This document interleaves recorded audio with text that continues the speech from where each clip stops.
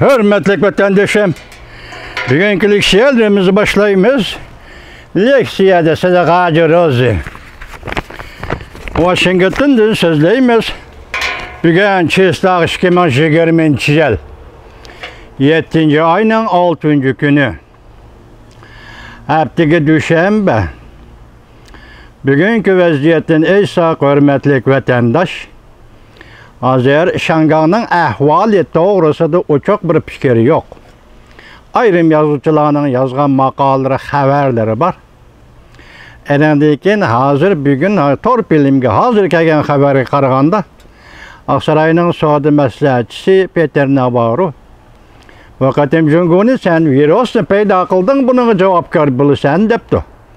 Bunun yazmı noskısı kelmedi, yazmı noskısı kelgende vatandaşlar olan. Yani uçraştırımız vatandaşlarım. Bugün leksiyalarımızda başlayımız. Mavzumunda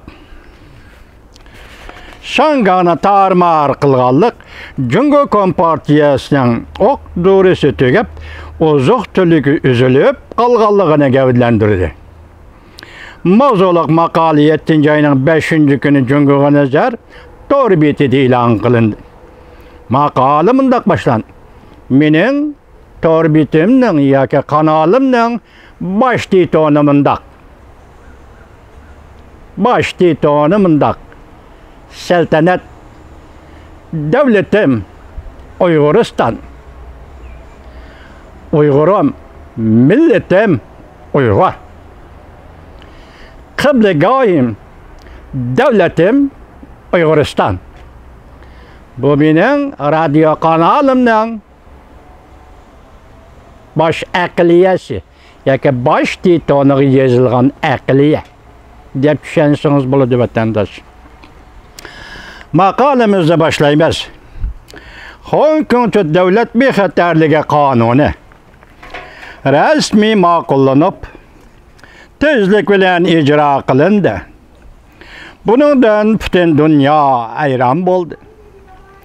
Cungo Kompartiyası en ahırkı niqabını yertip taşlap, zavallı yüzünüz ceryanıda bütün insaniyetin ahlakıga, samimiyetiga, kanunun royuga, hatta addisi dünyavi grejdanlık mecburiyetke qaramay, özünün çirikleşken ve kalak müstabitizmlik akidelerini Cungo'nun en ahırkı bir erken şehri Şangay'a kengaytdi.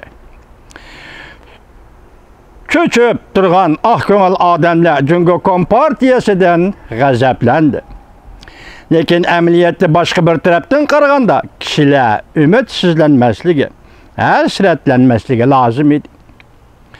Çünkü Cungo Kompartiyasının kolunu Şangay'ı uzartqanlığı ve Şangay'ı yavuz bir kanun qaplığanlığı, Şərqnin mərvayeti Şangay'ın Hong Kong'un gumran buluş gerveki kelip qalğanlığı, muşundaq peytdə Cungo Kompartiyası özünün mu ok doğrusu tügep uzaq tülükünün üzülüp qalğanlığını görüstübedi. Çünkü Cungo Kompartiyası Şangay yani Hong Kong için beraberlikli dotikti. Ya keçirenler Cungo Kompartiyası Şangay için bar vəslini dotikti. Barlık desteklerini uftırıp boldu.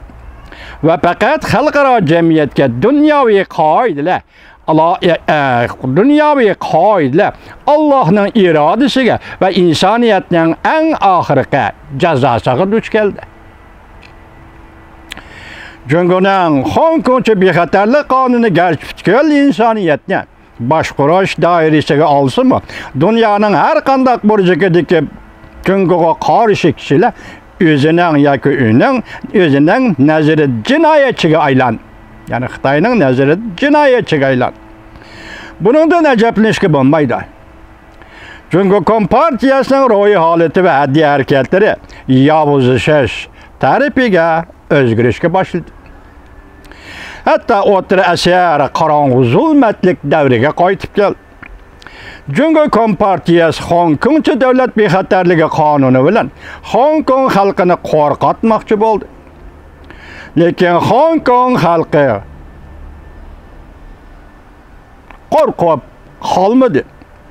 7 ayning 1-kuni zo'r ko'lamlik namoyish o'tkazib, Jungo Kompartiyasini qo'rqitish strategiyasini oldiga yurolmaydigan, hech nimaga arzimaydigan bir holga tushirib qo'ydi. Jungo Kompartiyasi yaqindan beri 100 yildan beri ko'rilib boqmagan o'zgarish deydigan so'zlarni takrorlaydigan bo'ldi.